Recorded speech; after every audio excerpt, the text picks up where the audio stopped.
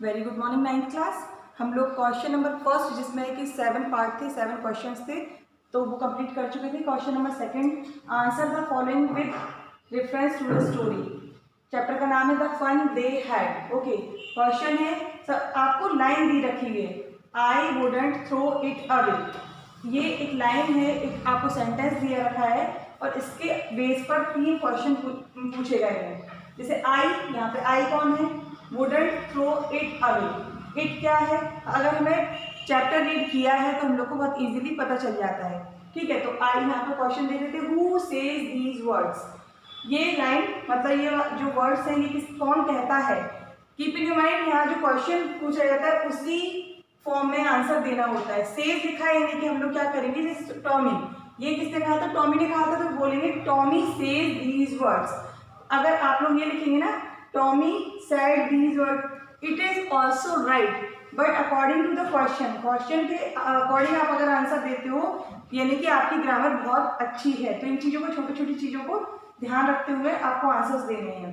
What does it refer to, जो it यहाँ पे कहा है, इट अवे, इट का यहाँ पे क्या डिफरेंस है, क्या क्यों बोला गया है, तो it refers to the telebooks which Margie found. मतलब जो कंप्यूटर स्क्रीन है उसमें हजारों लाखों बुक्स होती हैं, तो यहाँ पे इट का मतलब वो टेली बुक्स से ही है जो मार्गी ने फाउंड की थी या फिर उसे मिली थी।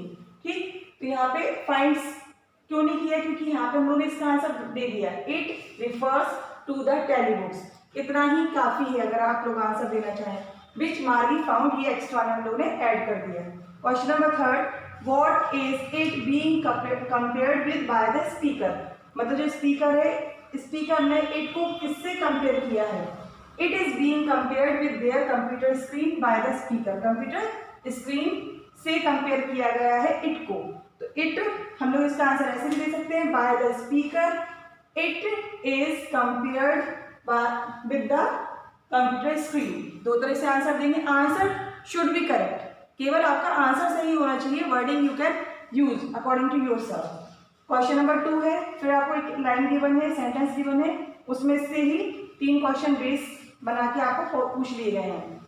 Sure they had a teacher but it wasn't a regular teacher. मतलब श्योर, वास्तव में, दे हैड अ टीचर, तो दे कौन हुए यहाँ पे, पुराने जमाने के बच्चे। हैड अ टीचर, उनके पास क्या था, एक टीचर था, लेकिन it wasn't a regular teacher, लेकिन ये एक रेगुलर टीचर नहीं था। रेगुलर से मतलब क्या हो गया, जो कंप्यूटर स्क्रीन पर टीचर आता है वो कैसा होता है, बिल्कुल पंक्चुअल होता है, हम लोग जैसे टाइम के अकॉर्डिंग खोलते हैं और वो स्टार्ट हो जाता है। इट वॉज अ मैन, वो रेगुलर टीचर नहीं था, वो कौन था, एक इंसान था, इट वॉज अ मैन। अब देख लेते question, who does they refer to. Answer अगर हम लोग को रीडिंग में पता चल जाए कि क्या पढ़ रहे हैं, दे यानी कि they refers to the children of the past generation. Past generation के जो बच्चे थे उनको ही रिप्रेजेंट करता है they. What does regular means here, regular का मतलब क्या है इस लाइन में, here regular means punctual and normal. Punctual मतलब बिल्कुल सिस्टम में बिल्कुल टाइम के अकॉर्डिंग ही आता है। What is it contrasted with, जैसे हम लोगों ने सुना है ना, जो ड्रेसअप करते हैं लोग तो उसको कंट्रास्ट में यूज किया जाता है। कोई सा कलर का आपका सूट होता है, कोई से कलर की आप दुपट्टा डालते हैं या चुन्नी डालते हैं, तो उसमें क्या कंट्रास्ट कहते हैं। तो ऐसे ही यहाँ पे कंट्रास्ट क्या है, यहाँ पे कंट्रास्ट है a mechanical teacher and a human teacher. एक मैकेनिकल टीचर यानी कि कंप्यूटर में जो लोग ऑनलाइन कभी अगर एग्जाम दिया है उसमें कैसा होता है, हम लोग यहाँ पे आंसर देते हैं और जैसे ही सबमिट करते हैं और आपका मार्क्स दिखने लगते हैं, यानी कि कंप्यूटराइज टीचर होता है। And a human teacher, human teacher जैसे अभी भी कोरोना काल में भी हम लोग के पास अभी ह्यूमन बीइंग ही हैं।